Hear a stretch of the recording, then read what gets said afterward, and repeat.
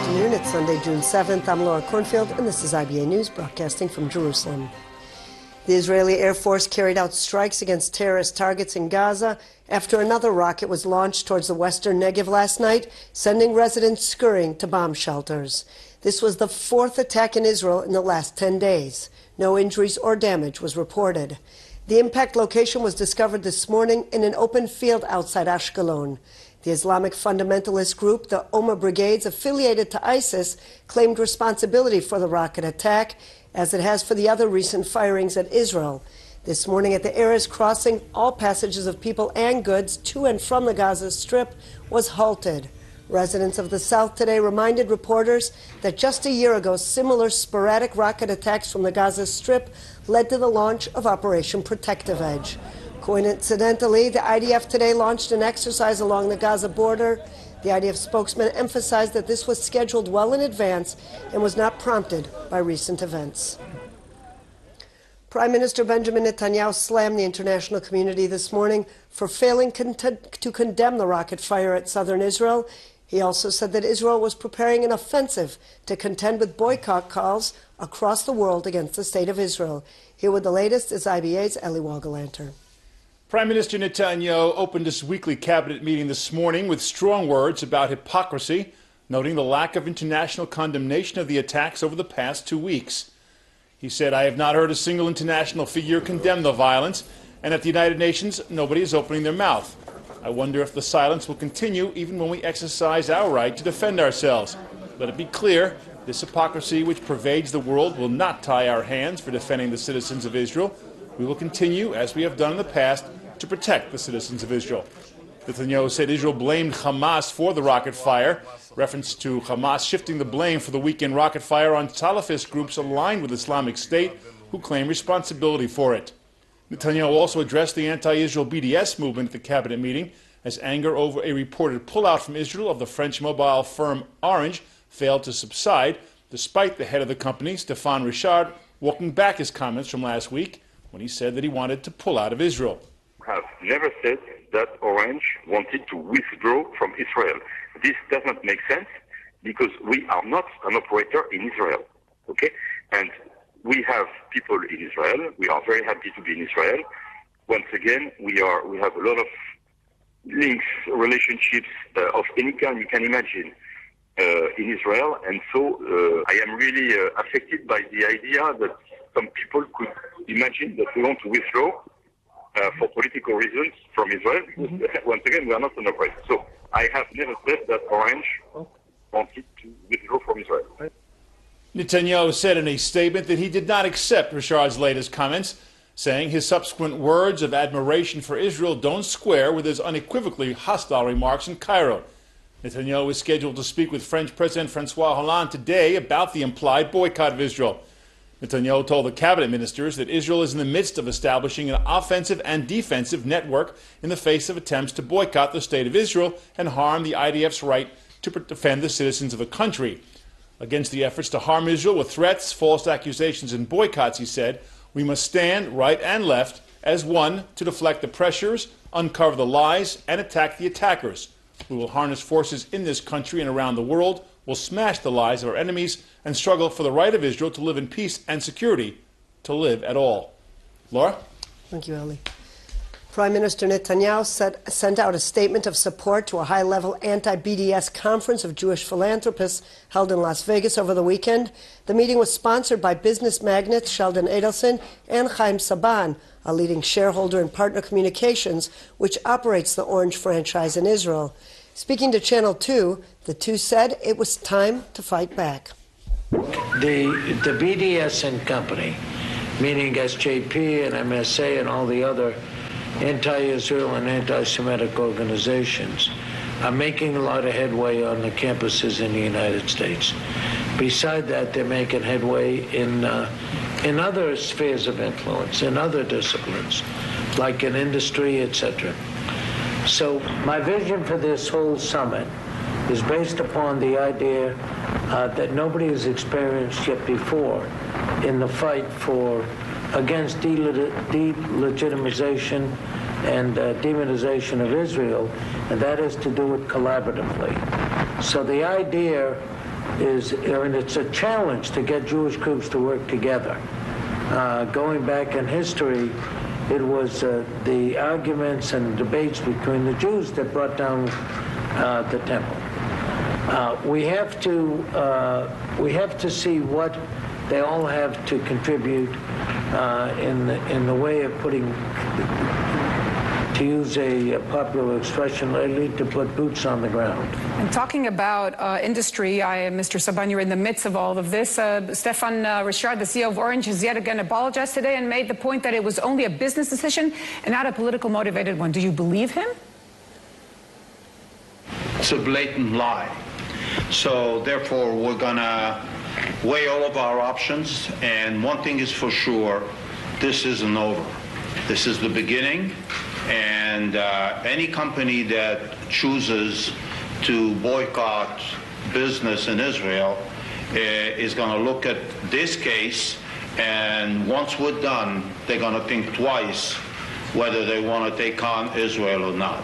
Trust me, this is just the beginning. And I must say that everyone should also look at the frame of the two of you sitting together. It is in itself an unusual sight. As we all know, your differences when it comes to the U.S. politics, and yet here you are together. Go ahead, sorry. Well, sure. So, if you want to answer. No, you answer. Okay. You can take a wild guess that come 2016, Dr. Miri Adelson and Sheldon Adelson and Cheryl and I are going to vote for a different president. Rest assured of that. With that said, when it comes to Israel, we are absolutely on the same page. Our interest is to take care of Israel's interest in the United States, period, over and out. So when it comes to this, there is no light between us at all.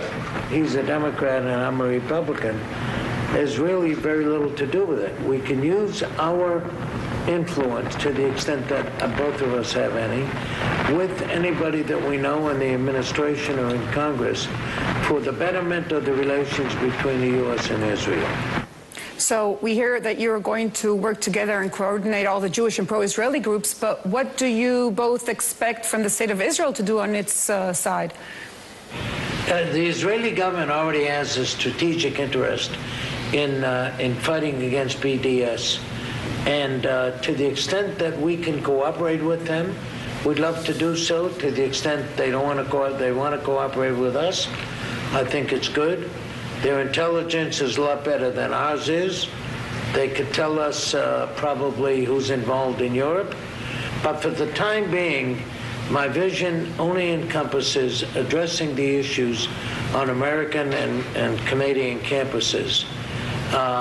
Once we get that out of the way and we reverse the sanctions approvals that have been voted on by various student governments, and we get those reversed, then we can pay attention if we have a group that's effective in fighting against what I call BDS and company. All the other organizations that are anti-Semitic and anti-Israel.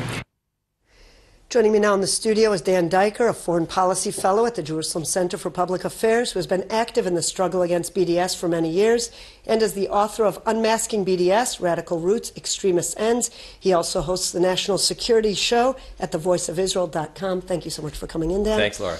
How significant was the anti-BDS gathering in Las Vegas that was sponsored by Saban and Adelson? Well, I think it's quite significant, Laura, because it's the first time that Chaim Saban, who is known as a very close friend and supporter of the Democratic Party, and Sheldon Adelson, who's known as a very strong, vociferous, and a heavy financial supporter of the Republican Party, came together in an ironclad consensus representing, both sides of the Jewish community in the United States against the boycott, divestment, and sanction movement. I think this is the first time that you have this sort of bipartisan, if you will, non-governmental bipartisan coming together of the meeting of the minds in the empowered Jewish leadership in the United States. I will say that from an Israeli point of view, the Israelis have been involved, both in a non-governmental point of view and the government, some 7 or 8 years of fighting against BDS. But what has happened here is that you see in the United States leaders from both sides of the political spectrum coming together, recognizing the very dangerous political assault that's taking place against the nation state of the Jewish people, which, as Edelstedt and Saban both say, has anti-Semitic overtones and nothing less than that. And I think that that's what people very much misunderstand. I think we should talk about that. Dan, how serious a blow to Israel is Orange's decision and the expressions of the president of Orange? Well, the decision, first of all, Orange has not decided to pull out of Israel. It was just a statement that was made by Mr. Richard, that he would cut relations with Israel if he could, and then he walked, as your reporter Eli Welliganter pointed out, he walked that statement back. The Israelis, Israel did not buy the retraction. It's damaging from a brand point of view, because obviously it hurts from a business point of view. It hurts the business, but it also triggers a type of snowball effect of other companies and other organizations that really feel that Israel should be boycotted. It's a clear double standard, and it's actually quite absurd that Mr. Richard, the head of Orange out of France, is saying, oh, some people in Israel responded in an exaggerated way. In other words, he's now blaming the victim for a statement of BDS that he supported just days before. It's very problematic, and I would point out to say there is no other country in the world, not the United States, not Germany, England, or any other country that a head of a major company would just consider saying, oh, I would cut relations with that superpower as quickly as I could. It's just people. That is the danger of BDS. Is people use Israel as a whipping boy, a whipping post, in order to make these type of ridiculously absurd anti-Israel and anti-Semitic statements, and it really has to stop. Okay, Dan, you addressed it briefly, but what should Israel be doing to fight the BDS movement in general all over the world? Well, the first thing you do is to educate and activate. Those are the really two things. And I will say that here at the we did a book that I authored at the Jerusalem Center for Public Affairs. It was published just several months ago, called Unmasking BDS. We've got to unmask BDS. This is its radical roots and extremist ends. BDS is not a punitive program just to bring peace in the Middle East between Palestinians and Israelis. But what we show in the book is that the BDS and the leaders of BDS, such as Omar Barghouti, Mustafa Barghouti, and others in the West, their aim, in their own words, is to bring the end of the state of Israel, that Israel was born in sin, that Israel is an illegitimate state, and it has very little to do with the ongoing political dispute between the Palestinian authorities and Israel. And I'll point out what Bassem Eid, the Palestinian human rights activist, said on the way to this interview this afternoon. I was on The Voice of Israel, the show that I do, National Security, and Bassem Eid said on National Security that boycotting Israel means boycotting the Palestinians, because you're punishing the Palestinians for a political action and an anti-Semitic action against Israel. So you're hurting both communities. And what Israel needs to do is to educate people towards the maximalist goals of the of this terrible thing, which is of this terrible movement, which is what at Voice of Israel are trying to do by the radio, and what needs to be done in throughout the government as well as in the media, reaching out to people of goodwill. Dan Diker, it was great to have you with us. Thanks so much. Laura. The head of Yesh Atid, Knesset member Yair Lapid, called for unified action against BDS, and he did so during a Shabbat service in Manhattan's Park Avenue Synagogue. I'm also here to talk about the BDS movement, which has to be confronted with all our force, both in Europe and here in the US. The situation is getting worse. The tide is turning, and either we turn it back now or it will sweep over us. We are all aware of the situation on campuses, but the Palestinians are engaged in a concrete and extremely well-funded effort to take their campaign to the next level. At FIFA, the World Football Association, a disaster was averted at the last moment. In Europe, we already have lost much of the progressive center, and the CEO of one of the world's largest communication firms has publicly said he wants to cut business ties with Israel. This is not about policies, or about the settlements, or about the peace process. This is classic anti-Semitism in a modern disguise. In order to fight it, we need to move, as the rabbi said, in the Vince Lombardi way, from defense to offense, and remind the world that behind these movements are the people responsible for 9/11, for the terror attacks in Madrid and London, and for the 250,000 people already killed in Syria. In order to make this case, we need our American friends. We need the Jewish community. We really need you, all of you. A suspected double murder last night in Ramleh. The victims, 30-year-old Abdul Karim Al-Amouri and 46-year-old Samir Abu Hajjaj, were found dead in a car parked outside a Muslim cemetery in the city. Magen David Adom Emergency Services pronounced them dead at the scene. The men, residents of Lod, had gunshot wounds in their upper body. Police suspect the killings were a result of a feud between criminal families. The Rishon LeZion Magistrates Court this morning imposed a gag order on details of the investigation.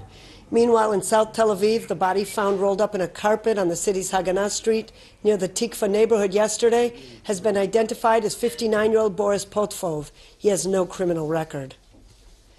Iraqi government forces and Shiite militiamen have repelled 2 Islamic State group attacks in Anbar province. Officials said that in one attack, Iraqi forces used anti-tank missiles to stop 4 would-be suicide car bombers. Islamic State fighters attacked the government-held town of Husayba with heavy mortar fire, but retreated after an hours-long battle, leaving behind 3 destroyed vehicles and 5 dead fighters. Iraqi forces took Husayba, near the militant-held provincial capital of Ramadi, from Islamic State last month. Officials said elsewhere in Anbar province, Iraqi troops destroyed 4 incoming suicide car bombs during an Islamic State attack.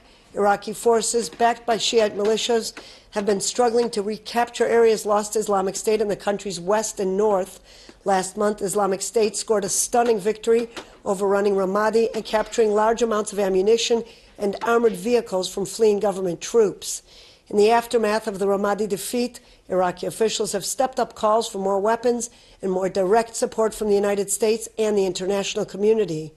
Meanwhile, officials said a series of bombings around the country in the past day have killed 24 people and wounded at least 65.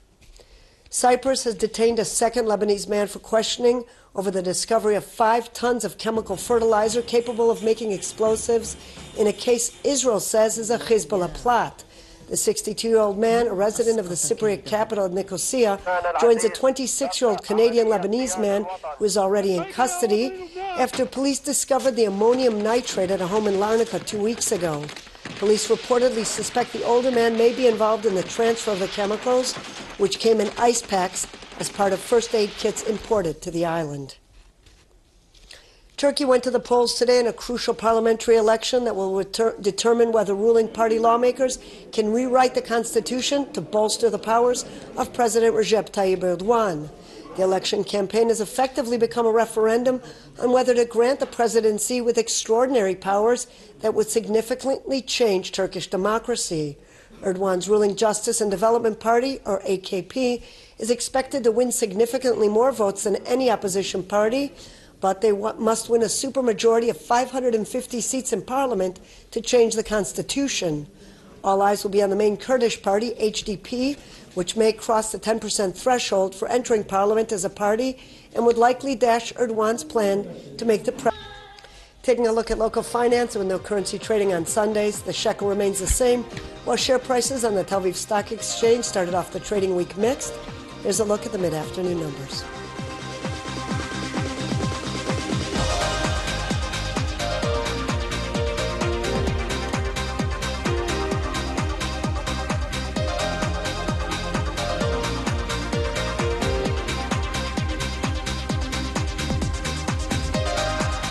Turning to the weather forecast, and temperatures are expected to rise significantly tomorrow with predictions of strong winds along the coast in the afternoon. Here are the highs and lows for the next 24 hours at home and abroad.